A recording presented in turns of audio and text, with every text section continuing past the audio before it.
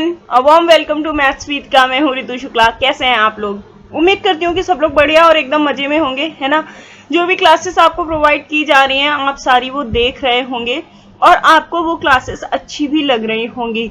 तो इसी चेन में मैं आज आपके लिए चैप्टर नंबर 7 से एग्जाम्पल नंबर 2 लेकर आई हूँ। होपफुली आपने बेसिक कॉन्सेप्ट एंड एग्जाम्पल 1 देख लिया होगा। तो चलिए स्टार्ट करते हैं, देखते हैं कि इसमें क्या पूछा जा रहा है। कह रहे हैं कि शो दैट द पॉइंट्स, आपको ये पॉइंट्स गिवन है 1,7, 4,2, -1, and -4,4 are the vertices of square. आपको बताना ये है कि ये पॉइंट्स एक स्क्वायर बनाएंगे या नहीं बनाएंगे। तो ट्राइंगल कैसे बनता है वो हम पढ़ चुके थे। आज हम पढ़ेंगे कि स्क्वायर कैसे बनता है। तो सबसे पहले आपको स्क्वायर बनाने के लिए क्या पता होना चाहिए? आपको स्क्वायर्स की प्रॉपर्टी पता होनी चाहिए कि कोई भी क्वाड्रिलेटरल स्क्वायर कब होता है ना। तो स्क्वायर कब होता है? कोई भी क्वाड्रिलेटरल स्क्वायर तब होता है जब, जो भी देखो, ये मान लीजिए ये एक क्वाड्रिलेटरल है ना। अब ये स्क्वायर कब होगा? जब ऑल द फोर साइड्स की ऑफ इक्वल लेंथ, जब चारों साइड्स की लेंथ इक्वल होगी प्लस डायगोनल्स, इस क्या होगा कि जो डायगोनल्स हैं वो भी इक्वल होने चाहिए। डायगोनल्स कहां पर होंगे? जैसे एक डायगोनल ये होगा, दूसरा डायगोनल ये होगा। तो चारों साइड्स इक्वल हो, साथ में डायगोनल इक्वल हो, तब ये क्या होगा? तब ये स्क्वायर होगा। तो चलिए हम लोग चेक करते हैं कि वेदर इट इज स्क्वायर और नॉट। तो सबसे पहले जो पॉइंट्स हमको गिवन हैं हम उनको कुछ नेम दे देते हैं। जैसे मैंने 1,7 को P कर दिया, है ना। सिमिलरली Q दे दिया 4,2, R हो गया आपका -1, फिर बचा क्या? यस। तो यस हो गया आपका 4,4। बनाना चाहो तो एक स्क्वायर यहाँ पर इस तरीके से बना लो। जैसे ये PQ R और ये हो गया यस, ठीक है। अब देखिए पॉइंट्स अगर लिखना चाहते हो तो लिख लो।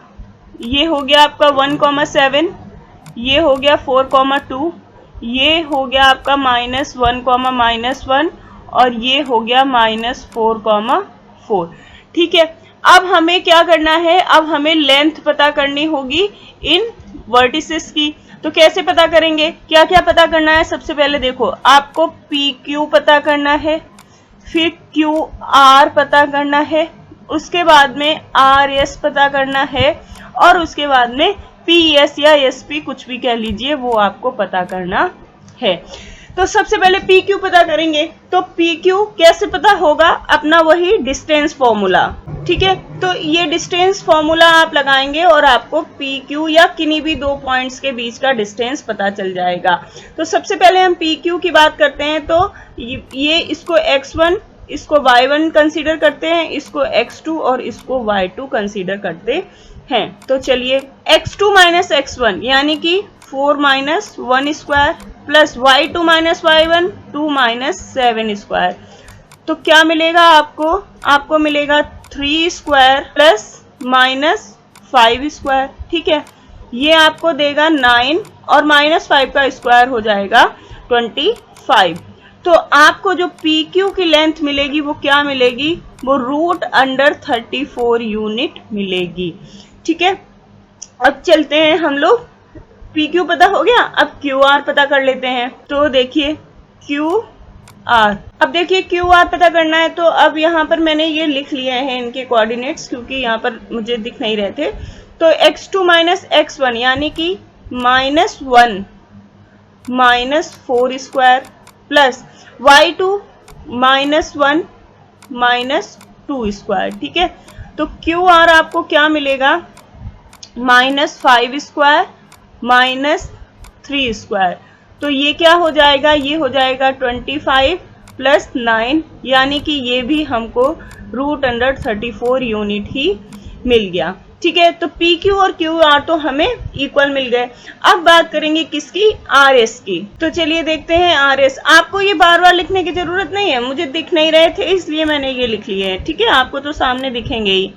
RS तो x2 क्या हो जाएगा, -4 -1, ठीक है। इसे x2 y2 कंसीडर करेंगे और इसे x1 y1 कंसीडर करेंगे, तो x2 - x1 plus y2 - y1, तो y2 4 हो गया -1, ठीक।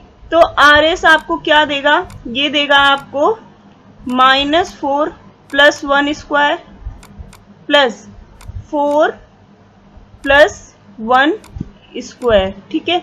तो ये हो जाएगा आपका -3 स्क्वायर प्लस 5 स्क्वायर। तो अगेन यहां पर आप लिखेंगे 9 + 25, यानी कि ये भी आपको √34 यूनिट ही देगा। तो 3 साइड्स तो हमें इक्वल मिल गई। अब बात करेंगे हम लोग लास्ट साइड, जो कि आपका SP या PS कुछ भी पढ़ सकते हैं, वो बचा हुआ है, ठीक है। तो अब हमें पता करना है SP। अब हमने जो अभी तक पैटर्न फॉलो किया है वो क्या किया है कि जो बाद में पॉइंट आता है उसे हम लोग x2 और y2 मानते हैं, और जो पहले आता है वो x1 y1 मानते हैं, ठीक है। क्योंकि हम ऐसे चले हैं ना, PQ फिर QR फिर RS, है ना, तो फिर SP। तो ये जो यस वाला पॉइंट है ये x1 y1 कंसीडर कर लेते हैं, और P वाला पॉइंट x2 y2 कंसीडर कर लेते हैं। तो चलिए अब x2 - x1, तो x2 क्या है 1, और ये x2 - x1, तो x2 हमने यहां पर क्या माना है 1, माइनस x1 क्या है -4 स्क्वायर, y2 क्या है 7 माइनस y1 4 स्क्वायर, ठीक है। तो SP हो गया ये आपका 1 माइनस माइनस क्या हो जाएगा +4 स्क्वायर प्लस 7 - 4 3 स्क्वायर, ठीक है। तो SP आपको मिला 1 and 4 5 स्क्वायर प्लस 3 स्क्वायर, और ये आपको देगा 25 + 9। SP आपको अगेन √34 यूनिट ही मिला। तो यहाँ पर साइड्स तो चारों इक्वल आ गई। अब बात किसकी बची, बात बची है अब डायगोनल्स की। तो आपको अभी ये 2 डायगोनल्स भी पता करने पड़ेंगे, ठीक है। तो डायगोनल्स में देखिए कौन कौन से हैं, एक डायगोनल है आपका PR और दूसरा डायगोनल है आपका SQ। ये 2 डायगोनल्स भी अगर इक्वल आएंगे तो ही ये क्या होगा, स्क्वायर होगा, अदरवाइज नहीं होगा। तो चलिए PR पता कर लेते हैं सबसे पहले। अब PR के लिए देखो, अब PR के लिए क्या किया, P वाले कोऑर्डिनेट्स को x1 y1 कंसीडर कर लिया और R वाले कोऑर्डिनेट्स को x2 y2 कंसीडर कर लिया। तो चलो फिर x2 - x1 यानी कि -1 - 1 स्क्वायर, ठीक है। y2 क्या है -1 माइनस y1 क्या है 7 स्क्वायर, ठीक है।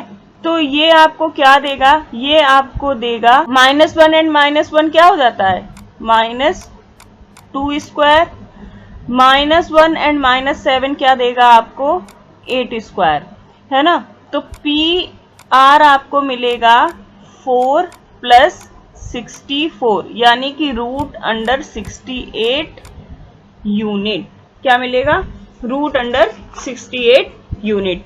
तो एक डायगोनल तो ये है। अब पता करना होगा दूसरा डायगोनल। अब देखिए, अब हमें ये दूसरा डायगोनल पता करना है, कौन सा, S और Q। तो देखो यस पहले है तो इसको जो पैटर्न फॉलो करते आ रहे हैं उसी के अकॉर्डिंग कंसीडर कर लेंगे। तो इसको x1 y1 कंसीडर कर लेंगे और इसको x2 y2 कंसीडर कर लेंगे। तो यस क्यू अगर हमें फाइंड आउट करना है तो क्या करेंगे, x2 माइनस x1, तो x2 क्या है 4 माइनस 4 x1 हो गया ये स्क्वायर, प्लस y2 क्या है, y2 है 2 माइनस 4 स्क्वायर। तो यस क्यू आपको मिलेगा 4 प्लस 4 स्क्वायर माइनस 2 स्क्वायर। तो ये हो गया आपका 8 स्क्वायर प्लस माइनस 2 स्क्वायर, है ना। तो ये हो गया 64 प्लस 4 यानी कि ये भी आपका रूट अंडर 68 यूनिट आ गया। तो चारों साइड्स इक्वल मिल गई, दोनों डायगोनल्स इक्वल्स मिल गए। तो यही तो शर्त थी स्क्वायर होने की, है ना। तो फाइनली अब हमें लास्ट में यहाँ पर क्या लिख देना है कि इस क्वाड्रिलेटरल में all the four sides are equal and diagonals are also equal, that's why these sides are the vertices of square। तो फाइनली बस हमें यही लिख देना है कि चारों साइड्स इक्वल्स हैं एंड डायगोनल्स भी इक्वल है, इसलिए ये जो क्वाड्रिलेटरल PQRS है ये एक स्क्वायर है। और यहाँ पर हमारा ये क्वेश्चन कंप्लीट हो गया। होपफुली आपको पसंद आया होगा। मैंने अपने लेवल से आपको बहुत अच्छी तरीके से समझाने की कोशिश करी है। तो इसी तरीके से मेरे साथ बने रहिएगा, क्लासेस देखते रहिएगा, और अगर आपको पसंद आ रहा है तो लाइक एंड शेयर करना ना भूलिएगा। ठीक है, तो मैं आपसे अब नेक्स्ट क्लास में मिलूंगी। तब तक के लिए do practice and have a nice day.